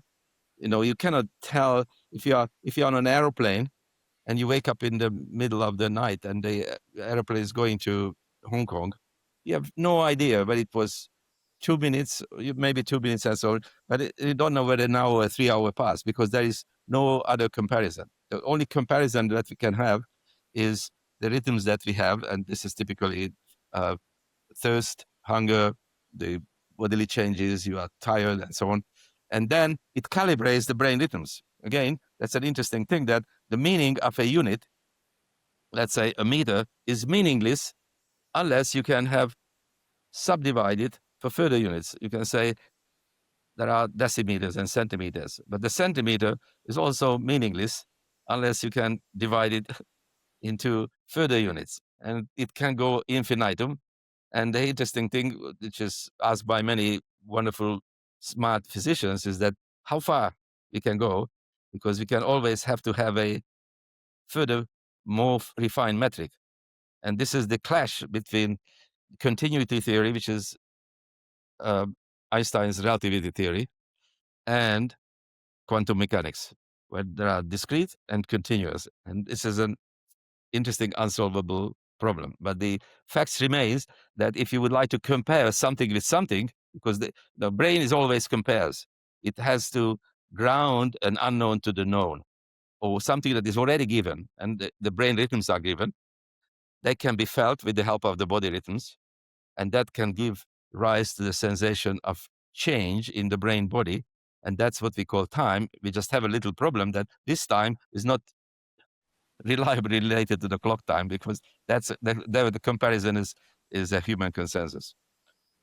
So these are interesting, complicated things, but I think I could illustrate it that without understanding the substrate, without understanding the mechanisms, a lot of things remain speculations and abstract things, because it doesn't help me to say there is space and time and what, and I can break it up and so on, because then I have to think about the fundamentals, how true they are, and whether that framework is actually catapulting me and pushing me forward and understanding something rather than being fooled by illusions. So this is the reason why I think frameworks do matter, because if you have the right frameworks or the right one framework, then it guides your thinking, and every single time when you are confronted with something, then you say, oh, why is this funny thing the way it is?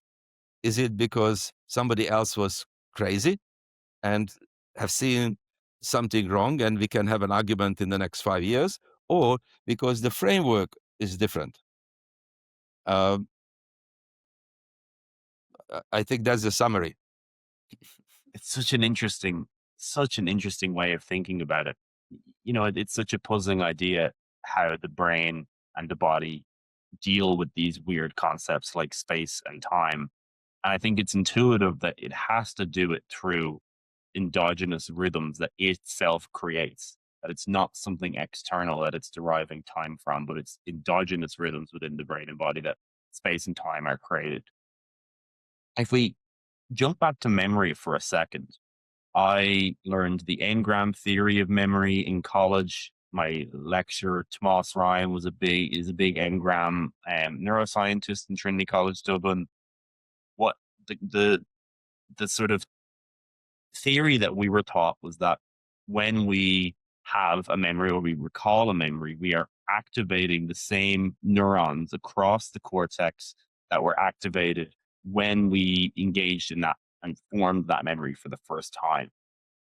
Is that true under your idea of memory in the inside out brain memory idea? Is there still an engram trace of a memory that is stored in the brain that is later sort of dynamically reactivated, or is there something that is fundamentally different between those two ideas about how memory is stored? So I don't want to be the police of neuroscience language, but it's inevitable that we have to have some agreement on our terms, because if you don't have an agreement, as I said, there is no information transmission. Yes. So atoms are called atoms today, even though they are not atoms, that we know they are dividable, right? The original term atom means non-dividable. But we use the same term, but we define it differently. And as long as we have a common sense of what it is fine. So now let's go to memory. So memory is a interesting thing you asked me a minute ago. Now you're asking about the engram. Now, is the engram the memory, or is the memory an engram?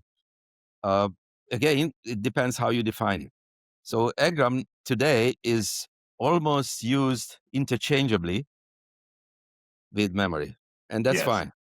But if I go back to the original definition of memory, which Torigawa revived by bringing back this term, then you can see that, wait a second, that memory means that there is a real substrate, a fixed substrate. It is like a movie that was printed on celluloid, and it can be replayed millions and millions of times, and it will never change. Moreover, you can cut the movie and you can implant pieces of it. You can change and so on it artificially from outside. So you can implant artificial memories. You can even download somebody's memories as molecules.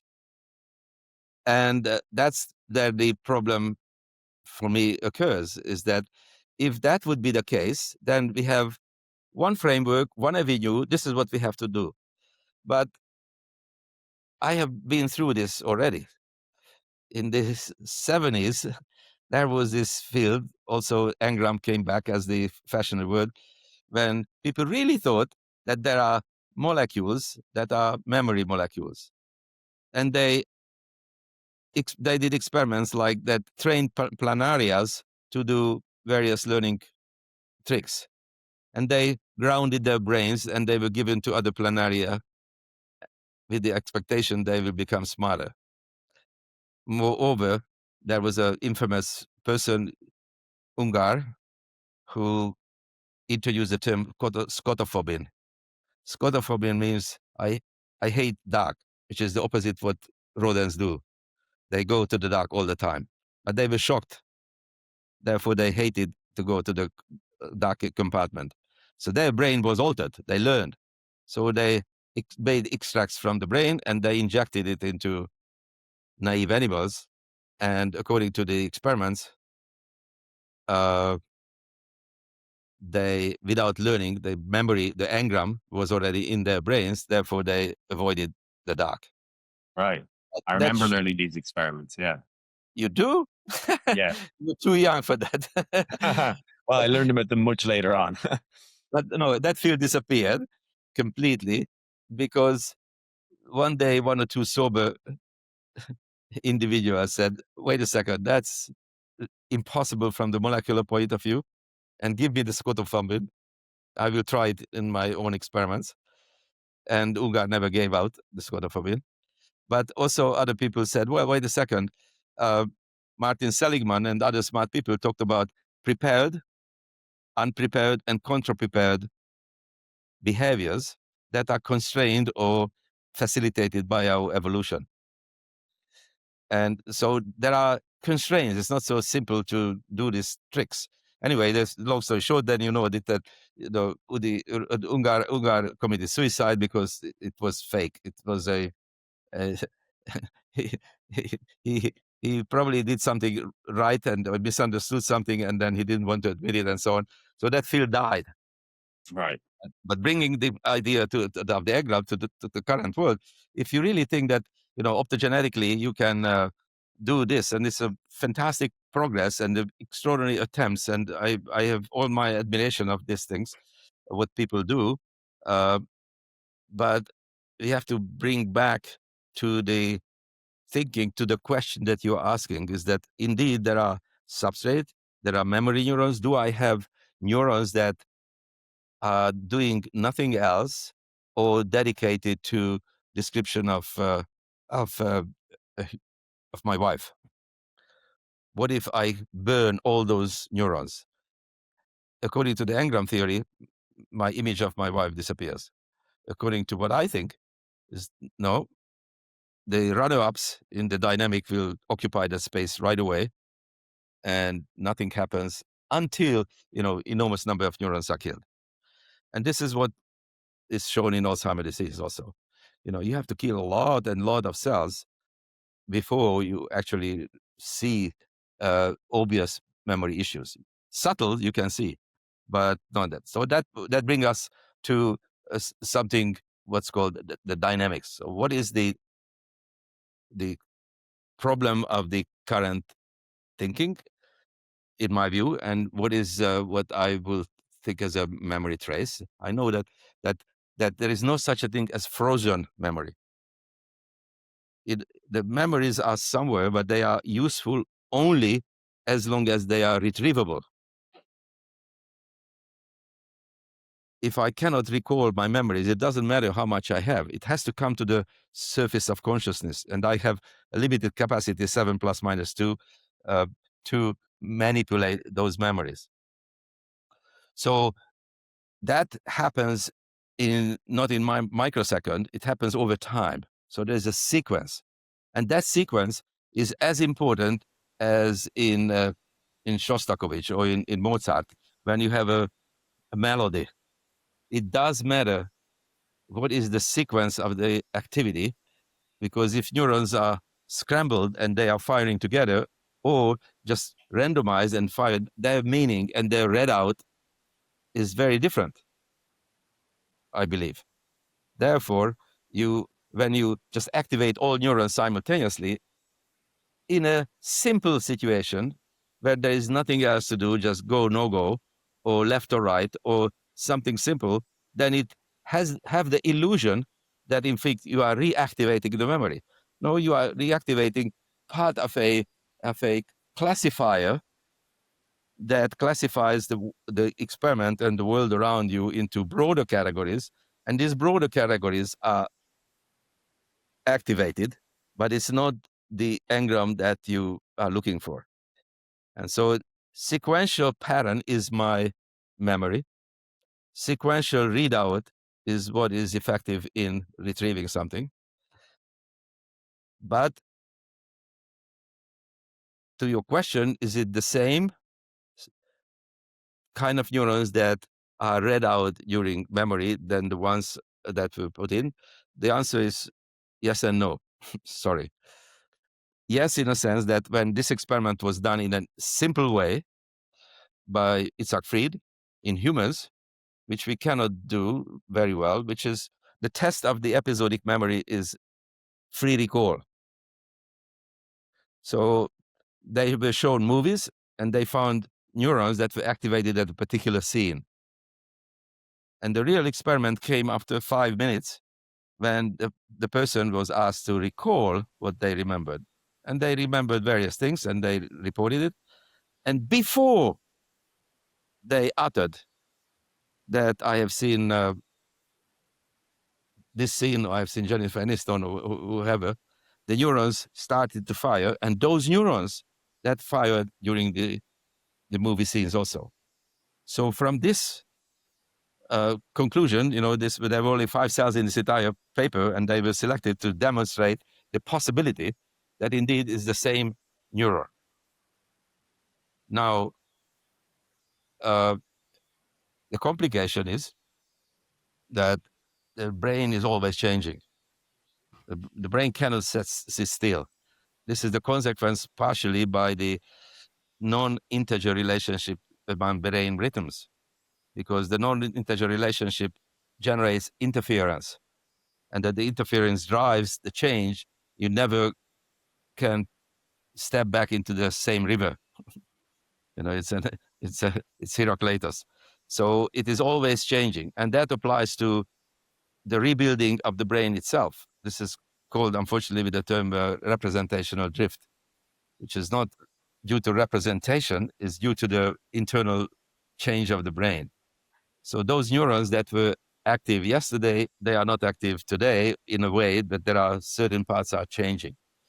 So is the interesting new question is that change that happens spontaneously, is it the same change that happens during learning? And my answer is yes. It's just the rapidity that it happens much faster, and it's a jump rather than a slow change. And the consequence of this is we are retrieving something tomorrow or 2 weeks later or 3 weeks later. Those neurons that were activated at the beginning are not the same, or not all of them are same. They cannot really be, because once you learn, during learning, there are so many things you have to attend to. So many things will be activated, but by the time you learn and internalize and know which clues are important, things are simplified. And perhaps 10% or 1% of the initially activated brain neurons will be needed to be reactivated. Right. This is one avenue. The other avenue is, even with that, when you retrieve the memory, there is this phenomenon that multiple people do a very, very good job called reconsolidation. Something comes onto my surface of consciousness, but it comes embedded into a different context. And when you put that memory back into the long-term store, it carries with it the new situation. Yes. And you bring it up again and again and again and again, and memories become false. So this is why my memories are so unreliable. Memories Yes. are the most unreliable things you have. You should never write your autobiography because it's always a reinterpretation from the current point of view. I claim everything that I shouldn't, and I have the problem of source memory. I don't know where my ideas came from. It came from you and from others, but they disappeared. The source disappeared. So this is the perspective when we think about memory. It's not that we are dismissing anything. We do respect each other. It just, we have to be aware, and we have to be also courageous or honest, how much we sell what we find and how much claim we make that, now we understood memory. Or we Yes. now know how to manipulate it and things like that. No, I thought that was a brilliant coverage and really well understood. I think what I'm finding with biology is that the answer is nearly always yes and no, right? I mean, there's always some parts of it that are true, but then in the nuance is really where the interest is. I would have so many questions to add on to that, but I think we're running it over 2 hours now, so maybe that will have to be another conversation. I really want to touch on just one more thing before we go. Consciousness has become kind of a major topic of the podcast. It's something that I just find so fascinating. I think there's a sort of resurgence in interest in consciousness at the moment. How, in your view of brain body rhythms, the inside out brain, like how does all of that, everything that we've been talking about for the last 2 hours, how does that fit into your view of consciousness?